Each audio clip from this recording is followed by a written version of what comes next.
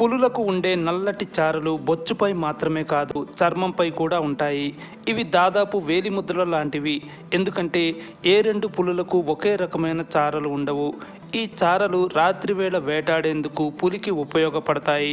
చారల కారణంగా పులి గడ్డిలో వెళ్తున్నప్పుడు అది గడ్డిలో కలిసిపోతుంది.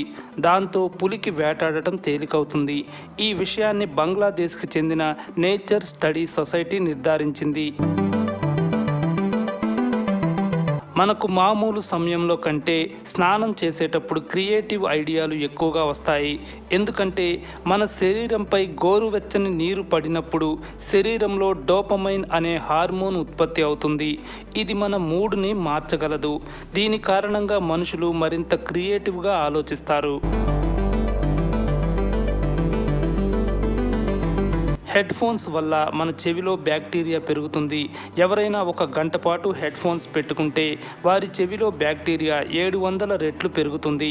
అందుకే వీలైనంత వరకు హెడ్ ఫోన్స్ వాడకపోవడం మేలని పరిశోధకులు చెబుతున్నారు. చందమామ కంటే ఆస్ట్రేలియా వైశాల్యం ఎక్కువ. చందమామ వైశాల్యం 3400 కిలోమీటర్లు.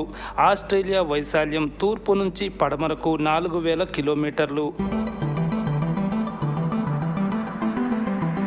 మన శరీరంలో ఏదైనా అవయవం పాడైతే అది వీలైనంత వరకు తనకు తానుగా చికిత్స చేసుకుంటుంది.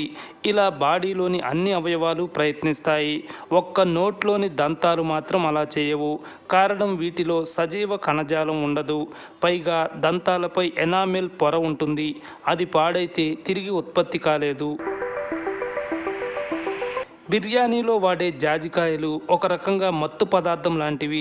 ఎందుకంటే వీటిలో మిరిస్టిసిన్ అనే సహజమైన కాంపౌండ్ ఉంటుంది. ఇది బ్రెయిన్ మొద్దుబారేలా చేయగలదు.